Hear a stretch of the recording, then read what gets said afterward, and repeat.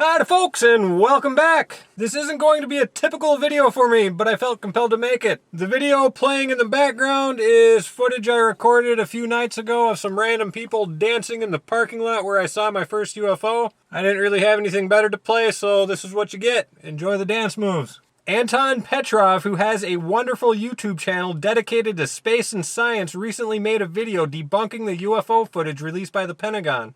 My video isn't intended to rip on him by any means. His videos are very educational and I encourage everyone to check him out. The link is in the description. I was going to play clips from Anton's videos and then play clips from interviews with the pilots that were there. But I'm slightly worried about copyright and I don't want to deal with that. So I will be paraphrasing and giving you their story in my words. Link to all the sources in the description. I recommend checking out the interviews in their entirety since they are really the best evidence of UFOs. Anton makes a few compelling arguments and arrives at 3 conclusions.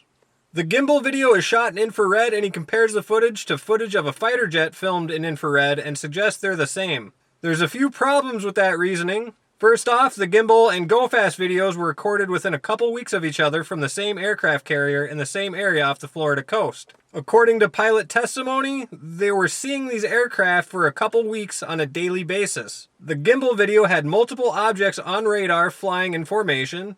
They changed directions and the one that ended up getting recorded broke off from the rest of the formation. At one point, the pilot states that one of these aircraft flew between 2 Navy jets within 150 feet.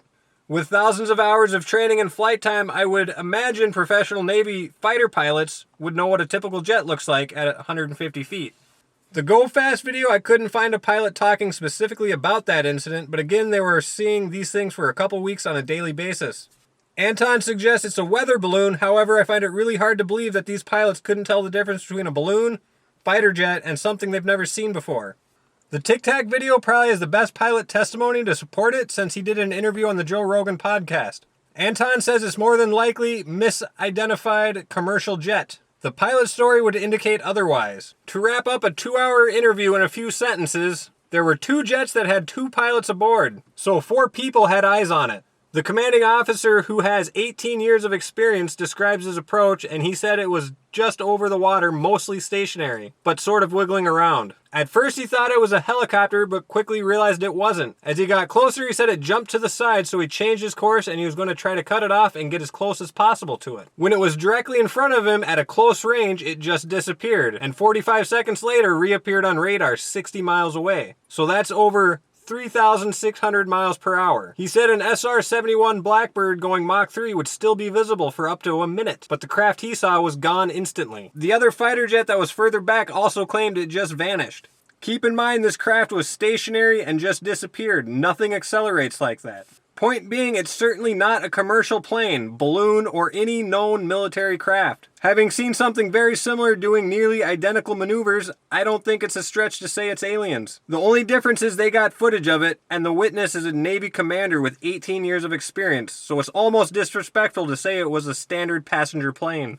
I also just saw a CNN report from a couple days ago that claims there's still classified stuff surrounding Roswell and that they're going to be releasing more UFO documents. The Defense Department and military are starting to take these things seriously. Now this is a direct quote from Deputy Assistant Secretary of Defense. In some of these cases we have information from multiple radar systems, infrared systems, multiple Navy personnel on the ground and in the air. We're tracking these objects performing maneuvers that clearly indicate that they're under intelligent control. They're responding to our aircraft and they're outmaneuvering them. And they're doing things that are far beyond any capabilities we possess. An astrophysicist working for the Pentagon task force since 2007 gave a classified briefing to Defense Department agency as recently as March about retrievals from, and I quote, off-world vehicles not made on this Earth. Anyway, that wraps up some of the main points. Links to the interviews are in the description, and you should really watch them if you haven't already. I suppose I'll also say that I do not believe that the UFOs are a threat of any sort. I'm willing to bet they have been here for a very long time, if not longer than we have, and if they really wanted to kill everybody and slave us or do something horrible, they would have done it by now. So I don't really think the military needs to be horribly concerned with it, and I don't think we need to dump a bunch of money into weapons that could take them down, I suppose. I think if everyone pulled their head out of their ass and united together, we could be at their level and possibly learn from them. And I'm willing to bet they'd be happy to teach us if we weren't so frickin' crazy. Thanks for stopping by and stay safe.